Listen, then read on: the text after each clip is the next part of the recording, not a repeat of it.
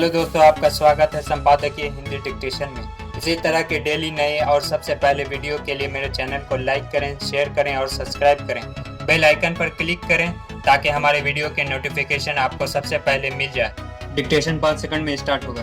5, 4, 3, 2, 1 start.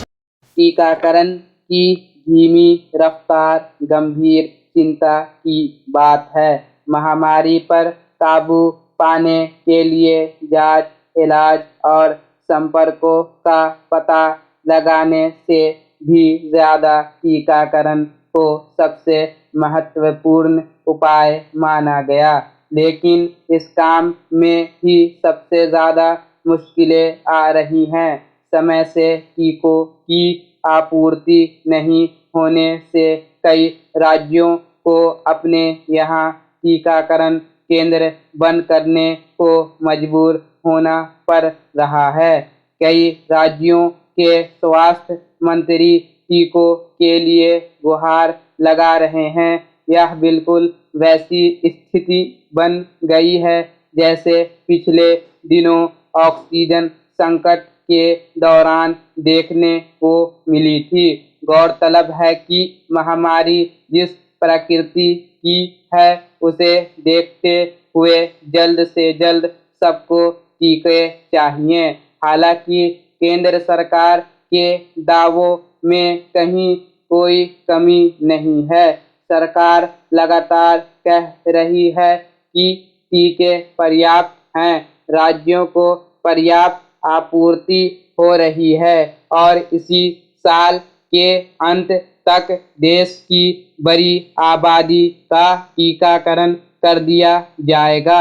अगर ऐसा है तो फिर क्यों राज्यों को टीकाकरण केंद्र बंद करना पड़ रहा है? अगर राज्यों के पास टीका ही नहीं होगा और सिर्फ 2-3 दिन के भंडार पर यह अभियान चलेगा तो कैसे टीकाकरण का लक्ष्य पूरा होगा? यह समझ से परे है। इसमें कोई संदेह नहीं कि टीकाकरण अभियान को लेकर कई संकटों से दो चार होना पड़ रहा है। इसके लिए पूरे तौर पर केंद्र सरकार ही जिम्मेदार दिखती है।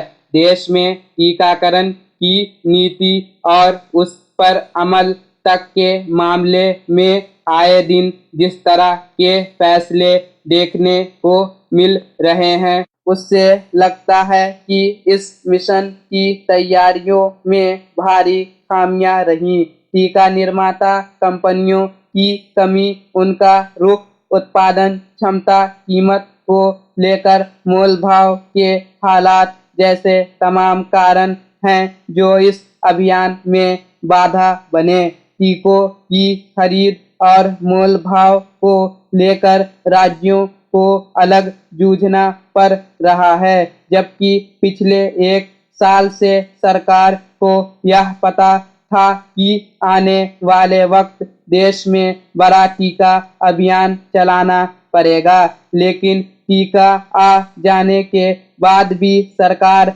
देश की जरूरत के मुताबिक इनका उत्पादन सुनिश्चित नहीं कर पाई। देश सिर्फ 2 टीका निर्माता कंपनियों सीरम इंस्टीट्यूट ऑफ इंडिया और भारत बायोटेक पर ही निर्भर बना रहा, जबकि होना यह चाहिए था कि महामारी की दस्तक के बाद ही सरकार और कंपनियों को टीके तैयार करने की मुहिम में लगाती, भले इनमें कितना ही निवेश या खर्च क्यों न आता। फिर सीरम जैसी कंपनियों ने दूसरे देशों के साथ जो व्यापारिक अनुबंध पहले ही कर लिए थे उससे उसे रोका जाना था और देश की जरूरत पहले पूरी करनी थी। लेकिन ऐसा नहीं हुआ। टीके निर्यात होते रहे, इसकी कीमत आज देश की जनता चुका रही है। अब आनन फानन में विदेशी टीकों को मंजूरी देनी पड़ रही है, लेकिन इन टीकों को भी आने में अभी वक्त लगेगा। देसी कंपनियों का उत्पादन बढ़ने में भी 2-3 महीने लग जाएंगे, लेकिन तब तक क्या होगा?